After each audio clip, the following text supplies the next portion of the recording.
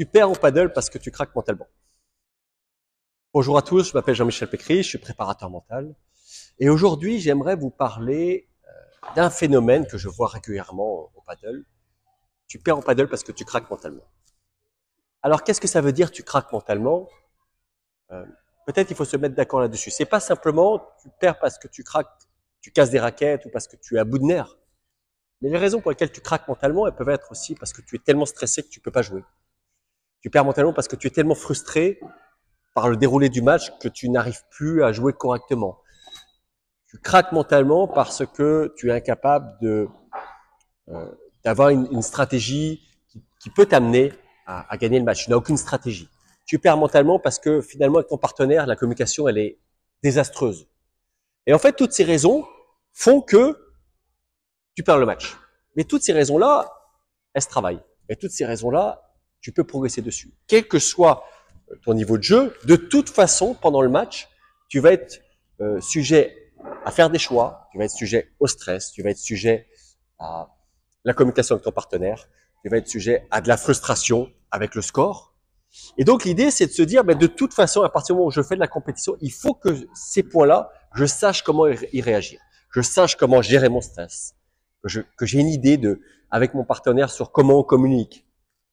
J'ai une idée aussi sur des plans de jeu qu'on pourrait mettre en place, que je sache aussi réagir à la frustration d'un match. Pourquoi le mental est aussi important dans le paddle? Parce que par rapport à d'autres sports, le paddle est un sport où on gagne plus de points sur les erreurs de vos adversaires que sur vos coups gagnants. Un joueur comme Frédéric Chingoto, qui est un défenseur hors norme, est réputé pour le peu de fautes directes qu'il commet dans un match. J'ai vu une stat arriver il n'y a pas longtemps où il commettait 3 fautes directes par match. Tout le reste du temps, vous devez faire un point gagnant. Vous vous rendez compte à quel point c'est difficile de peut-être, je ne sais pas, peut-être 100 points à jouer, 100 points gagnants à faire à un joueur comme lui. Et donc, au-delà des progrès techniques que vous avez à faire pour essayer d'atteindre un meilleur niveau, vous avez aussi tout ce potentiel qui est déjà disponible, ce potentiel du jeu intérieur, des émotions, qui vont influencer d'une manière ou d'une autre votre niveau de jeu en match. Et moi, je vois beaucoup de joueurs qui ont des coups incroyables, qui sont hyper efficaces, et quand le match commence, faute directe, faute directe, faute directe, faute directe. Pourquoi? Parce que émotionnellement, ils n'y arrivent pas. Parce qu'ils sont stressés. Parce qu'ils n'y arrivent plus à avoir un niveau minimum. Et d'ailleurs, c'est d'autant plus vrai avec des joueurs quand on descend en classement.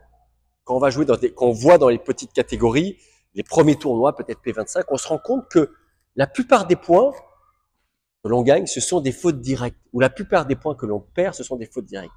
Plus on monte dans les niveaux, plus, je dirais, même sous stress, les joueurs ont un niveau minimum. Ce qui n'est pas du tout le cas pour les joueurs amateurs qui, plus d'avoir une technique des fois plus délicate que les joueurs les plus expérimentés, ont aussi moins l'habitude de la compétition.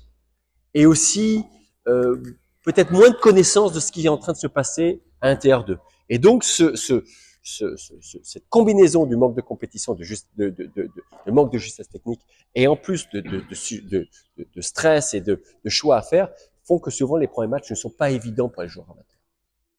La bonne nouvelle, c'est que comme votre technique, progresser mentalement est tout à fait possible.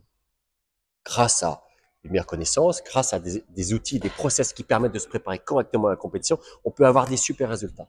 Et d'ailleurs, au-delà des résultats, je pense que pour beaucoup de compétiteurs, ça leur permettrait aussi de prendre beaucoup plus de plaisir dans le match, d'avoir aussi une relation qui est bien meilleure avec son partenaire et sur le jeu d'équipe pour aussi réagir d'une manière beaucoup plus intéressante si on est mis au frigo. Comment je peux y réagir à condition que l'on se prépare mentalement à toutes ces éventualités.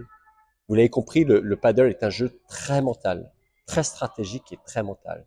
Où aussi, on ne peut pas gagner tout seul. Il faut savoir aussi jouer un rôle avec son partenaire. Je vous en parlerai d'ailleurs dans les prochaines vidéos. À très vite.